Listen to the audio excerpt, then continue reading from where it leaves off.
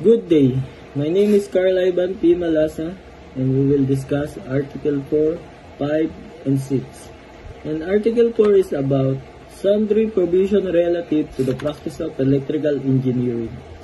Section 31, Field of Practice. The field of practice for professional electrical engineers, registered electrical engineers, and registered master electrician. Professional electrical engineers ay may authorization na mag-seal ng isang electrical plan lamang. At ang registered electrical engineers overseas ay nag-ooperate at nag-maintain ng mga kagamitan sa mga power plant, industrial plant, watercraft, and locomotive, manufacturers and repair the mga supply ng electrical and utilization ng mga equipment, at nagtuturo din sila sa mga electrical subject.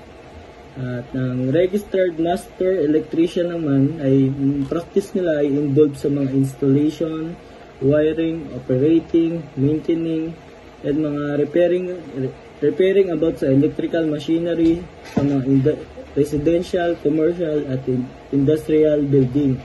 At if the machinery is rated over 500 kilovolt ampere or 600 volt, it must be under na ng mga professional supervision. Section 32, Prohibition in the practice of electrical engineering.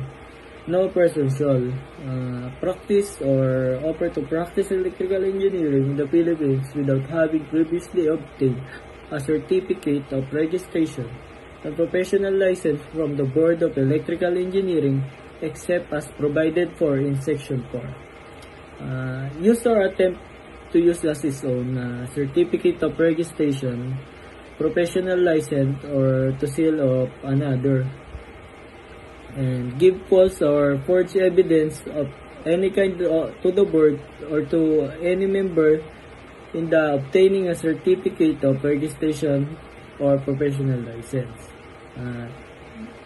Sinasabi dito, mali ang magpanggap bilang sino mang nagpaparehistro, katulad o ibang pangalan ang gagamitin. At pag-attempt or pag-revoke na suspende ng certificate of registration at expired na professional license ay bawal din.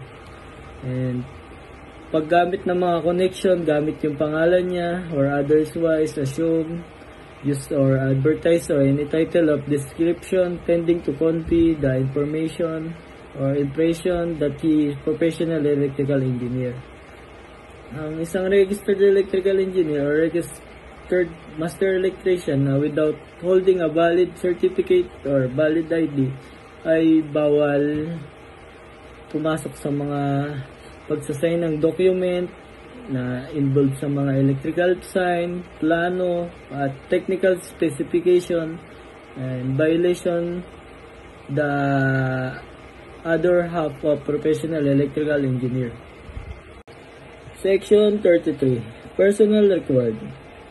Except as the otherwise provided in this act, every electrical plant, industrial plant, or factory, commercial establishment, institutional building, watercraft, electric locomotive, or in another installation where person and properties are exposed to electrical hazard shall not have less than the following complement of professional electrical engineer, registered electrical engineer, and registered master electrician.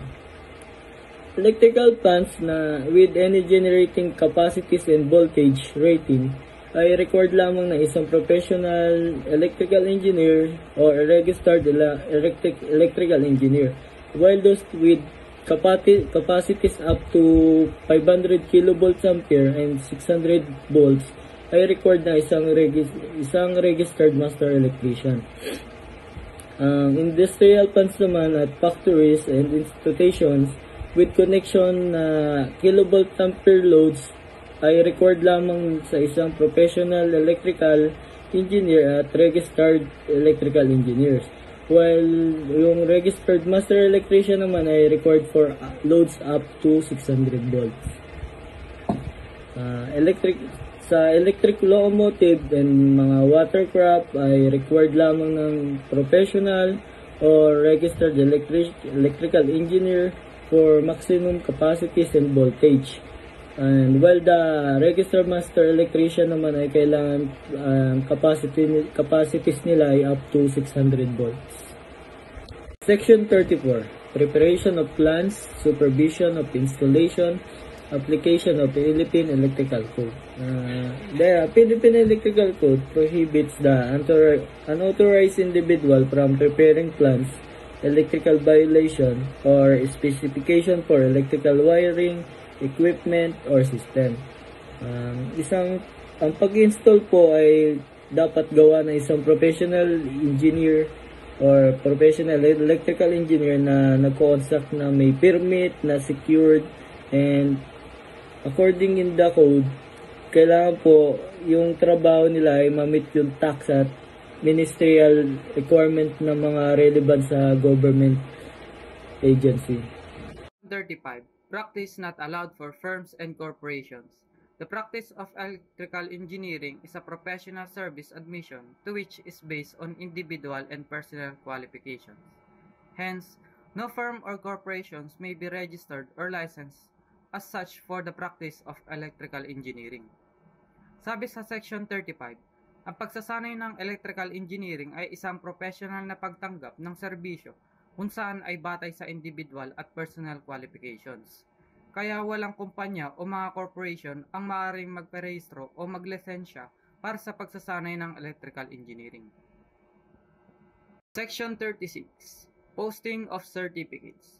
The owner, manager, or the person in charge of an electric plant, industrial plant or factory, commercial establishment, institutional building, watercraft, or electric locomotive shall post or cause to be posted in a place within such plant or establishment the certificate of registration of the engineers or electricians employed in such plant or establishment in a frame protected by transparent glass or equivalent.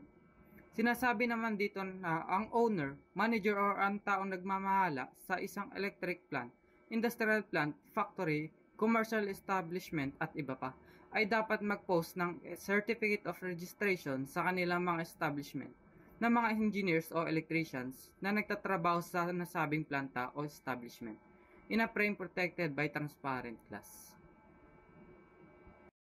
Section 37. Certificate of Specialty. Certificates of specialty shall be issued by the board, subject to the approval of the Commission to professional electrical engineers who have been screened and recommended by the Integrated and Accredited Electrical Engineering Association. This is for specific fields in which the applicants have specialized knowledge, training, and experience and have demonstrated their competence and expertise. The board shall subject the approval of the Commission and after consultation with the said association, prescribe and issue the necessary guidelines for the issuance of these certificates.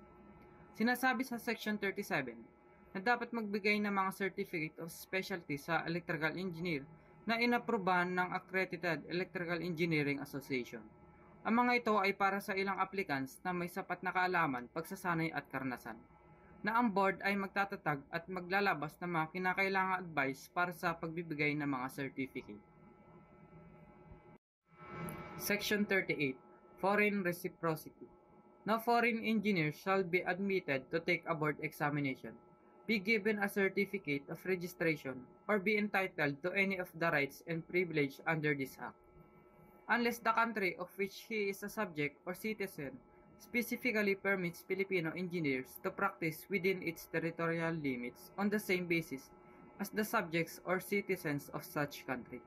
Sinasabi sa Section 38 na walang dayuhang engineer ang dapat kumuha ng board examination o bigyan ng certificate of registration unless kung siya ay mamayan nito na dapat pinahintulutan ang mga Pilipino engineer na magsanay sa sakop o mamayan ng naturang bansa. Article 6 Final Provision. Section 43 Repealing Clause.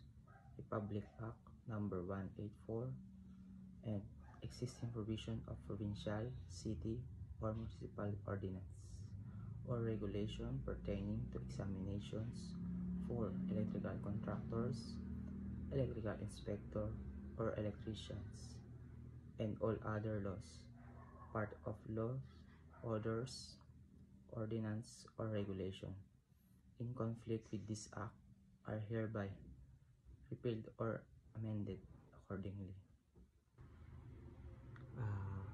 In Article 6 final provision, it is important to note that repealing clause is not meant to invalidate an entire law.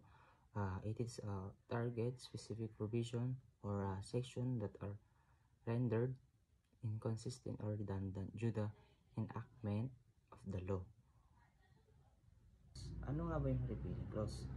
Pag sinabi natin yung repealing clause, ito yung mga pagkasaayos sa mga parte sa isang batas o pagkakansela sa mga parte ng batas. Pag sinabi nating repealing clause, may mga parte kasi sa isang batas na hindi malinaw yung mga naipapahayag nito o yung mga nakasulat.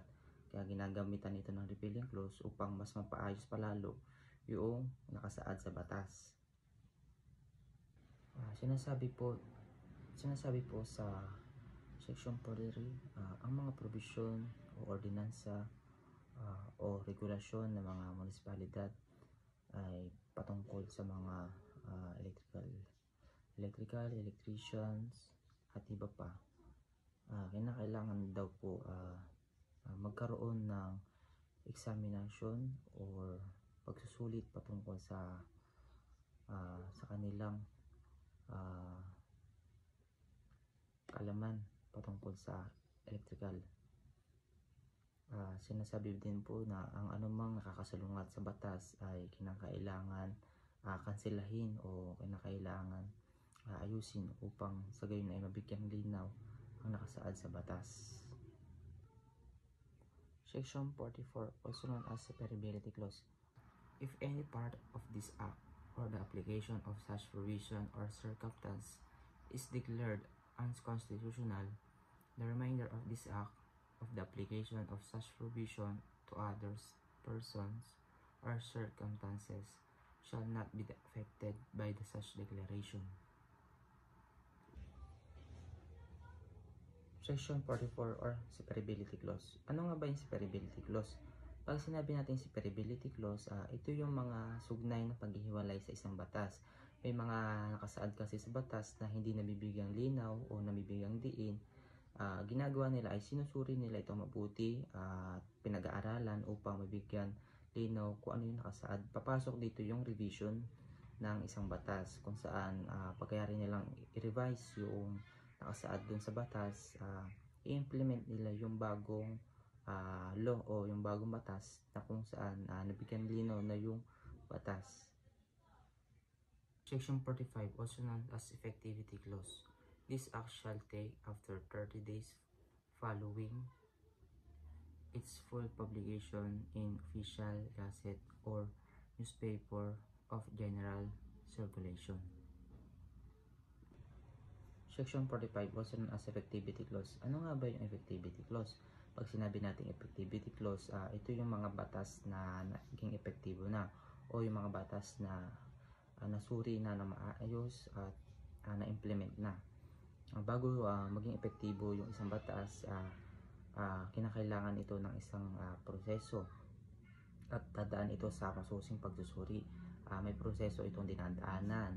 Una yung repealing clause. Yung repealing clause, ito yung mga paghihimay or